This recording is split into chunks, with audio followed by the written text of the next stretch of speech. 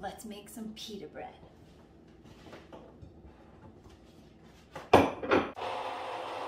Whole wheat pita pocket bread. With my recipe and pro tips, I guarantee you will enjoy making perfect, pillowy, soft, high fiber, immune boosting, autophagy promoting pocket bread as much as me. With every puffed pocket, I squeal with excitement, sharing my successful shortcut updates, innovative techniques, and modern tools to support outstanding results in your workplace for wellness. Since 2010, I've documented my sustainable health transformation with plant-based recipes, lifestyle lessons, and nutritional support. My original pita bread video is a visual testimonial of the healthy slim down I experienced while I enjoyed my daily bread on a protective diet. With the Protective Diet Microbiome Population Project, we will adopt a lifestyle to protect, populate, and manipulate our microbiome for immunity, metabolic function, and optimal health while eliminating allergies, obesity, disease, and food cravings. It's been 10 years since my original pita bread demo video, and I have to update it for you. So we're gonna do the whole thing, start to finish, and I'm gonna give you all the guaranteed puffing tips and the dialed back recipe, or I should say dialed up, because throughout that 10 years, you've seen a pretty dramatic transformation in my physical self, in my wellness. I've made it through brain cancer like a superstar, unexpected by the doctors. I refused the treatments, and I'm here today cancer-free on a protective diet. I'm so grateful for my challenges with obesity, heart disease, inflammatory disease, to have put me in a place to face brain cancer the way that I did. It had been growing with me since my childhood. And then here I am. I have a brain tumor that was terminal and it's gone. So, and I didn't have to do the treatments. But anyway, not to get into that, I could talk about that for days, but I want to talk about whole wheat bread and how protective it is, and how I've gone from using commercial whole wheat flour to using my own wheat berries, fresh milled, 450 grams for this recipe. And if you want the details of this recipe, it's a free recipe, part of protectivediet.com. I will link it in the comments below, and follow along with that for accuracy. But 450 grams of wheat berries, fresh milled, is how I do it. And then you could also use 3 cups of whole wheat flour. When I measure cups of flour for accuracy with the water and everything, so that you have no fuss dough, I promise, follow my tips in this recipe and read the pro tips on the recipe. They're gonna help you out a lot. Scoop and level your commercial flour. Scoop right into your canister or your bag and level. That's how I measure with Protective Diet recipes. Measure along with me. Always use these. And whenever I add water to a recipe, I use dry measuring cups as well for accuracy versus the pitcher. You know this. Don't use that one. It's not very accurate. Okay, so to our flour, the only thing we are adding is 1 teaspoon of salt, which makes this a very low sodium recipe, and also 2 teaspoons of yeast. And I always store, I buy my yeast in bulk, and I always store this in the freezer door in a smaller jar, so it's handy and easy to access.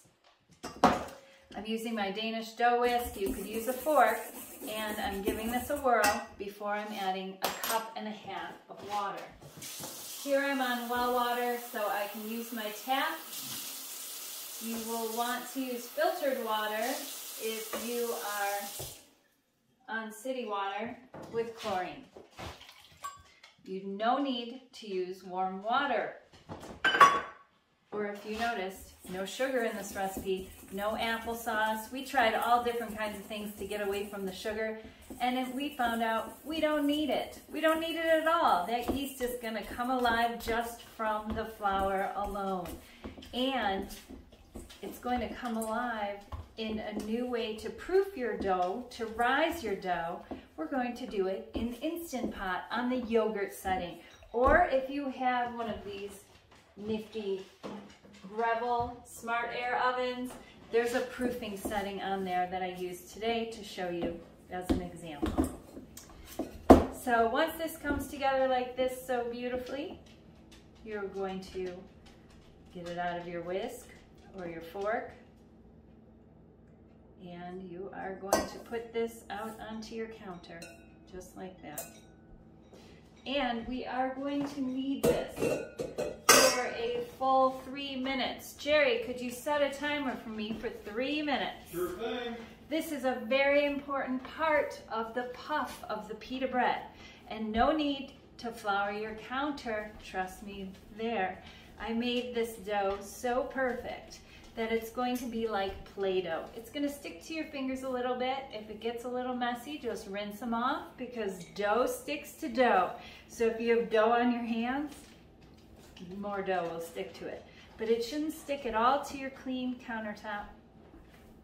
You could use Formica. I have stainless steel here. You could use a stone countertop, quartz, whatever you got going on. This dough is going to be very forgiving, I promise. So 3 minutes on here. And I want to talk a little bit about when I first made this video. I was about halfway there with my weight loss. I'm down 140 pounds, and I've kept this weight off. It's more than me that I lost. It's hard to believe. I've kept this weight off along with the reversal of my heart disease, no growth of brain cancer. I had all kinds of different fibromyalgia, chronic pain, chronic fatigue, IBS, you name it. It was going on with me. And changing my diet and eating more starches like breads without the oil, without the fats, that was the secret. Because in my original video, I was still playing around with the oil. The only thing was those Stacy's pita chips, which in this class tonight, in this video, I'm gonna show you how to make oil-free, air-fried pita chips with this recipe, because I gotta get my crunch in. It's very important to me. I can't live without the crunch. But as you can see, my transformation here from the previous video, and my pita bread has transformed pretty dramatically since that first video. It was a successful pita bread, but now it's like super light, fluff, and all of my friends are asking for it. My friends that aren't even on a protective diet, but they seem to think that I'm just either naturally thin or it's because I do day fasting, 1 meal a day, on a protective diet, then I'm thin. But oh, I eat a lot of bread, a lot of this beautiful pita bread. Jerry, are we at 3 minutes yet? 37 seconds left. Okay, this is a very important step, and you can see this dough, it starts to become more elastic, more like it comes together. It's less fluff, and it gets a little bit harder to work. Gets your little triceps going there, or your big triceps going there, your strong triceps. This is one of my favorite parts about making pita bread, is touching the dough. It's like touch therapy. It's relaxing, it feels good. Okay, you're done. All right, so I guess I gotta stop now. So the next step is to put it back into the bowl. And you wanna use a bowl that will fit into your Instant Pot bowl. But before we put it into there, we want to cover it with plastic wrap, because you want to keep the moisture in here. That's very important so you don't get a crust. This is just a silicone cover. You could use that as well. And make sure it's all covered on the top there. And then into my Instant Pot on the yogurt setting for 1 hour. You could go as long as 2 hours. You don't want to go too much longer than that. But if time gets away from you in the kitchen, no big deal. It's not a big deal. Okay, so this one has been rising for 2 hours in my Breville just because time got away from me preparing for this demo. And I'm going to rinse off my hands. Normally during that hour time, I would make some hummus, or I'd make some falafel, or some Jerusalem salad, or some tabbouleh. There's like so many different recipes on a protective diet that we could eat along with this pita bread. I love to fill pita bread up with salad. Chopped salad is one of my favorite ways to eat it. So I take all the dough out of the bowl, clean as you go, get that in the sink with your whisk. Some of the best advice I could give you in your workplace for wellness, clean as you go. Okay, now we're gonna do the same thing. Jerry, please set a timer for me for 3 minutes. You got it. Go. And I want to talk to you a little bit about the wheat germ. Spermidine, or spermidine, is in the germ of the wheat, the part of the wheat that they remove in commercial whole wheat flour. So we want to get that in our diet. But no worries, if you don't have a grain mill in your kitchen, which I'm making it really easy to manage for members of Protective Diet Education. I've given a lot of tips, and I'm creating a grain milling chart and converting all of the recipes over so that they can measure the whole wheat and mill it straight up. We also use that grain mill to make rice flour, to make lentil flour for our crackers, to make oat flour for our cookies. We use it for a lot of different things. We're milling flours instead of blending them in our high-speed blenders. It's a lot easier. You can just blend straight into your mixing bowl. So the spermidine in the wheat promotes autophagy when we're eating. You might have heard me talking about autophagy with fasting and how it's a cellular recycling or upcycling process that takes damaged cells and recycles them into new healthy cells, or just gets rid of them entirely, like I experienced with my excess skin during my weight loss.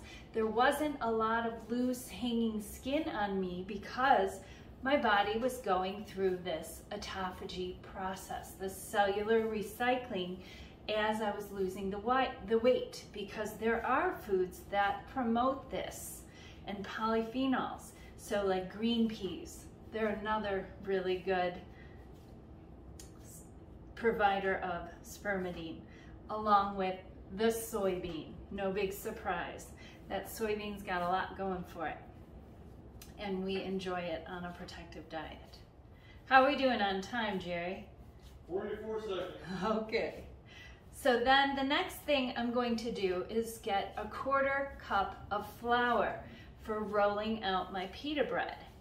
Oh, before I do that, I gotta preheat my oven. 500 degrees, and move your oven rack closest to the heat source. So I have an electric oven. My heat source is on the top.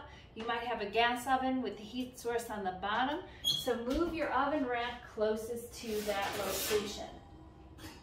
And put the pan in the oven to preheat with your oven. That's very important. And you want to make sure that you don't have any, thanks Jerry, you want to make sure that you don't have any crumbs on the bottom of your oven, because that's a hot oven. So if you drop some crumbs or crust or something on the bottom of the oven, it will burn up and just smell really good. Okay, so the next step is to cut this into 8 pieces and get that 1/4 cup of flour. So for a 1/4 cup of flour, if you're milling your own grains, that is just 2 tablespoons of wheat berries. And into my mill.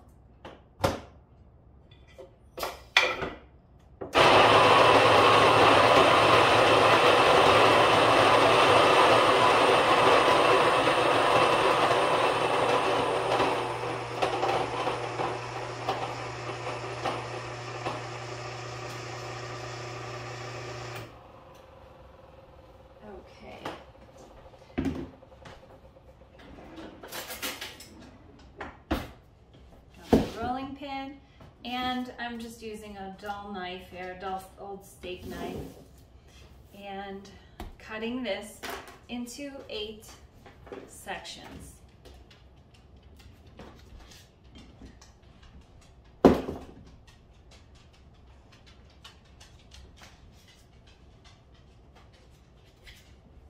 Okay.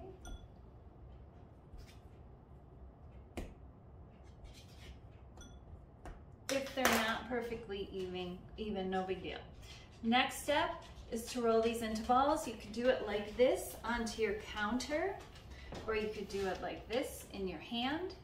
I like to do it like this because it sticks a little to the counter. Now, one tip I want to give you is when you're working to this point, I am not flouring my counter, because as I'm kneading and as I'm doing this, I like the resistance that the dough has against the counter to hold it in place. If I put a bunch of flour down, this would be sliding all over the place and I wouldn't get this nice, smooth, surfaced dough.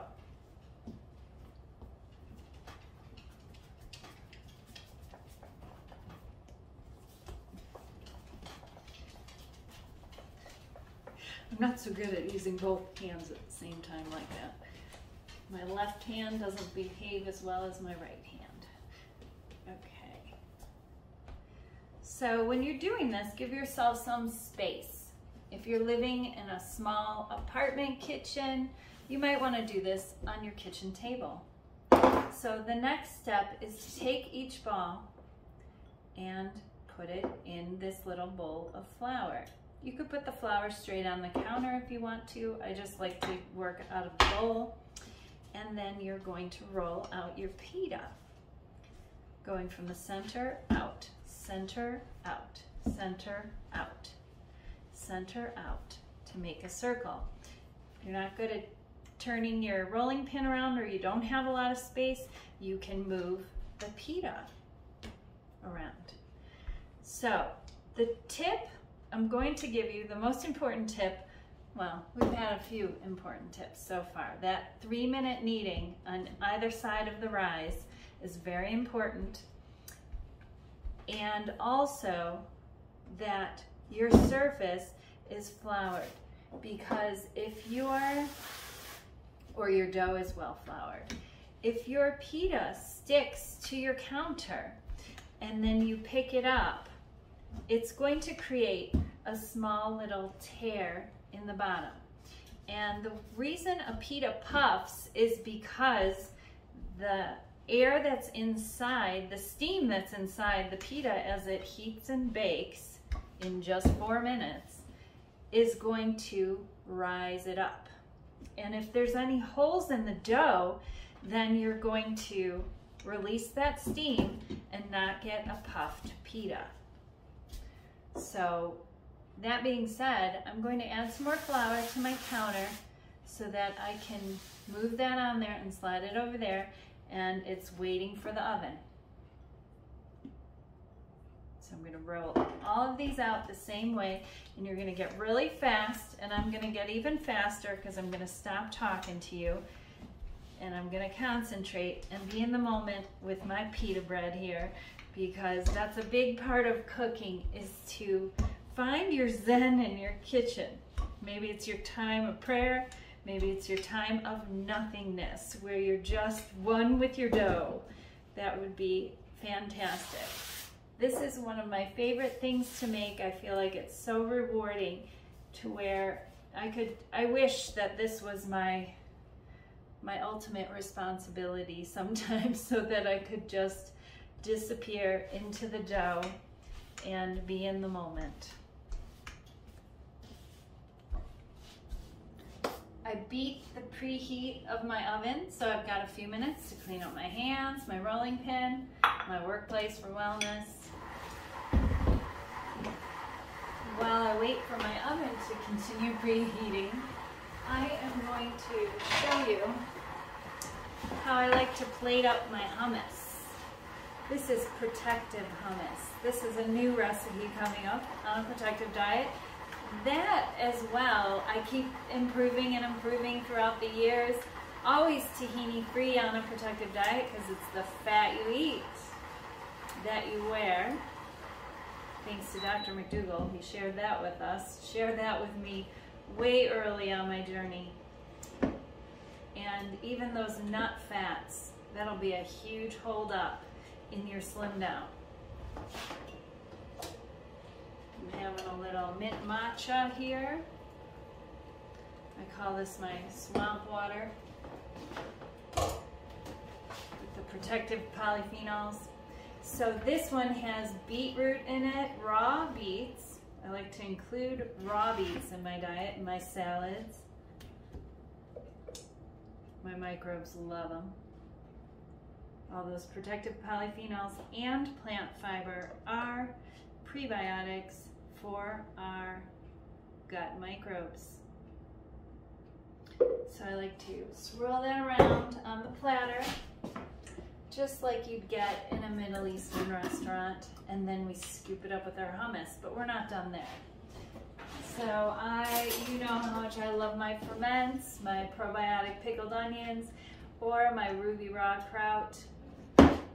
I like to decorate my hummus with 7-day sauerkraut.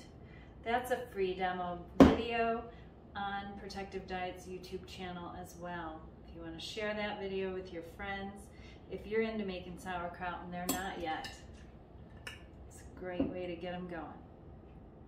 This just zings up my hummus a little bit with the tang of the natural lactic acid that forms in the sauerkraut. And Jerry loves it on everything, thankfully, just like I do. And we will devour this for dinner together.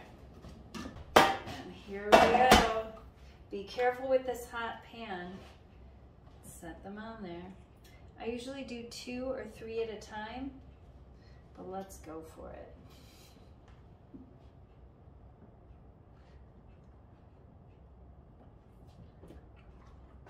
Right back into the oven as quick as you can. Closest to that heat source. Set a timer.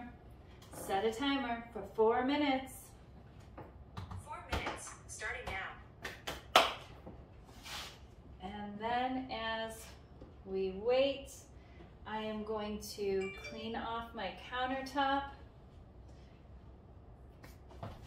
And on a protective diet, in Protective Diet Education, we have lifestyle recipes that I've created to go along with our protective diet so that we don't disrupt our endocrine system. We don't use any toxic chemicals in our home, on our bodies, or on our laundry, anywhere. So I've remade all of them down to dishwasher soap, to toothpaste that is extremely beautiful and whitening. My dentist is thrilled by it.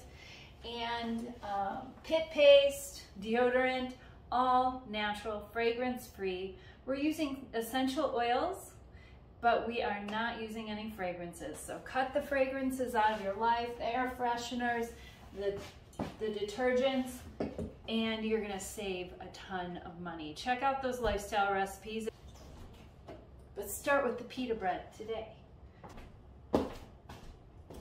Getting some veg ready for a salad. And here I have my herb box filled with fresh parsley. If you want to learn how to keep your herbs like parsley and cilantro and green onions fresh for 2 weeks or longer, check out the herb storage video. There we go. We're going to take those out right there and throw on the rest. And I shouldn't say throw. Gently place them because you don't want to poke any holes because you want good puffs, good pocket bread. And another 4 minutes. Set a timer for 4 minutes. 4 minutes. Counting down. Okay. Then I want to show you how I like to store or transport my pita until I'm ready to eat them. I love to bring pita bread to parties. Everyone's always like, oh my gosh, you made your own pita bread, and it's so light and fluffy and warm. So I make them right as I'm going out the door. Take a fresh, clean towel, put it at the bottom of a bowl. I'm using this 2-gallon jar because it makes them look so good and it's fun. And you can cut your pita before you put them in, or you can leave them whole. Either way you want to go on this. I'm going to cut mine in half. Look at that. My first cooking video making pita bread, I filmed it as I made it for the first time, and I said, what did I say, Jerry? Look what I made! I couldn't even believe it. I couldn't believe it that they turned out so beautifully. So I like to stack them up just like this. Inside here, I like to check to make sure everybody puffed. And these are guaranteed you're gonna have pockets on all your pita, I promise you. I've been making these for over a decade, regularly, to try and figure out what is the troubleshoot. Why sometimes does the pita bread come out really thin on one side and thick on the other? Well, it all comes down to that 3 minutes kneading before you rise or proof your dough, means the same thing, and the 3 minutes kneading after it's risen. So the next thing I want to show you to make with these super soft, tender pita that I just want to dip right in my platter of hummus and gobble up with a hot bowl of protective soup or a salad, I want to show you what I like to do with that in my air fryer. Or you could do this in your regular oven. I was totally addicted to Stacy's pita chips. You know, the ones that come in the bag. I don't eat anything prepared out of a bag anymore now that I know I can make these for the smallest cost. I'm cutting the costs and I'm improving food quality. This is organic whole wheat, fresh milled, if you have a mill. So what I like to do is take these pita and put them on the rack of my Breville, my air fryer, or you could put them on a baking sheet. You could leave them whole, which I like to do, or you can just cut them in half like this. I like my pita chips broken up rather than cut into pieces, just like they were when I bought them out of the bag. And I spray them with a little bit of water and sprinkle them with a little bit of salt. Some of you might have had garlic pita chips. You could use some granulated garlic on top too. I like my pita chips just with a little bit of salt on the top. You could salt both sides if you want to. That's good for me. And into my air fryer on the air fryer level. It says it right there. And then I'm going to start this and set it for 350 degrees. It's still on the proof setting from when I rose my dough. So I'm going to turn it to air fry.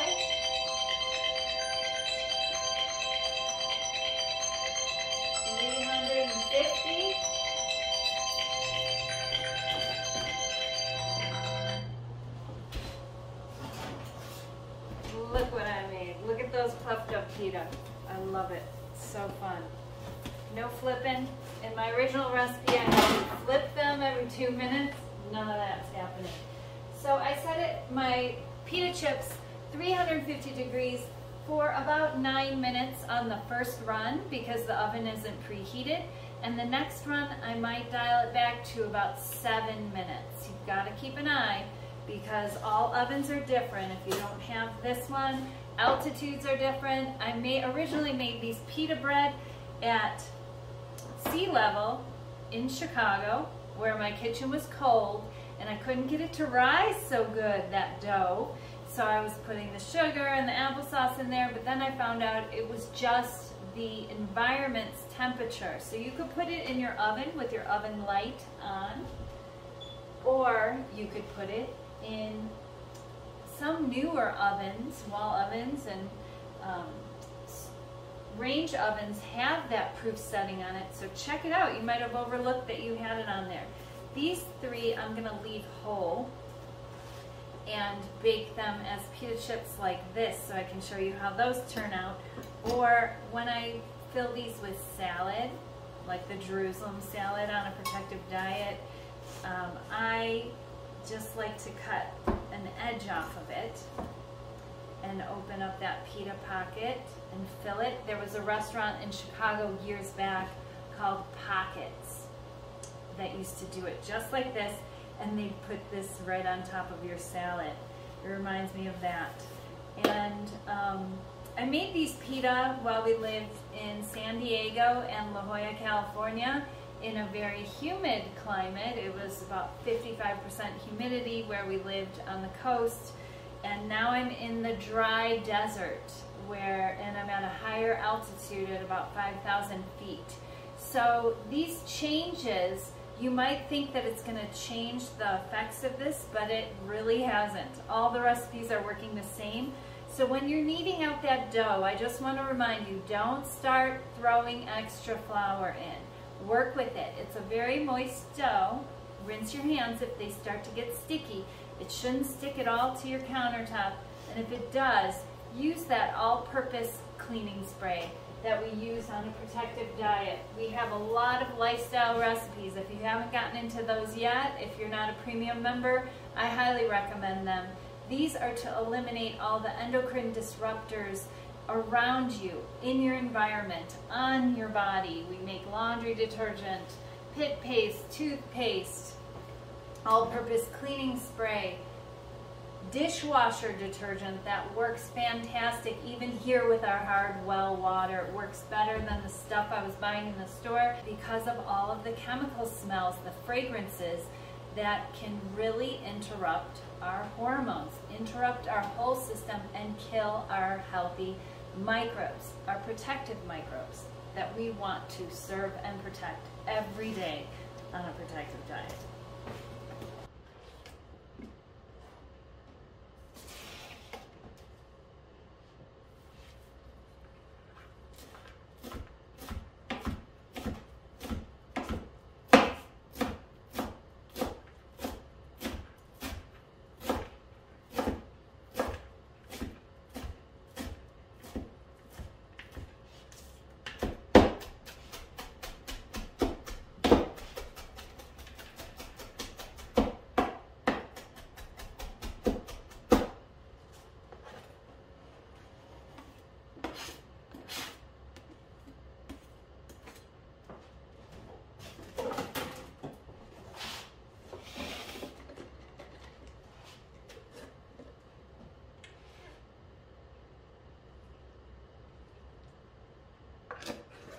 Because we're having hummus, chickpea-based hummus and falafel, oil-free baked falafel tonight, I'm using an oil-free vinaigrette rather than having a creamy dressing because we already have this going on. The Jerusalem salad is made with a chickpea base, so it's like chickpeas, and more chickpeas. So this I'm tossing up with the Olive Garden's remake, their oil-free vinaigrette, my oil-free vinaigrette of their version of salad dressing. This one's been a huge hit on a protective diet. Right here. Tomatoes, cucumbers, red onion, and a little bit of chopped parsley for flavor and protection. Okay, my pita chips cool. And as they cool, they crisp up. And if you're not getting crispy chips like this, put them back in there for a few more minutes. And I just like to break them up into different shapes. Up to you, how you want your pita chips. But I like all the different shapes. I like to pull the layers apart. And then I'm serving these pita chips up with tomato, cucumber, onion, and parsley salad dressed with Protective Diet's Copycat, an oil-free version of Olive Garden dressing. And we have our hummus, falafel are in the oven. I baked up my second batch of the pita bread, and I found I like the rise better in the Instant Pot than in the oven, in the Breville, because it's a moister, more enclosed environment. The rise was a lot faster. Within an hour, it was really expanded compared to an hour in there. But either way works. But I found my pitas puffed better when I did the proofing in the Instant Pot.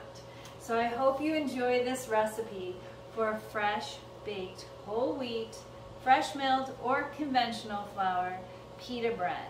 And check out the recipe attached for all the details and the pro tips and the protective science that's included on the bottom of all of our premium recipes on A Protective Diet. Take care. And just as hell.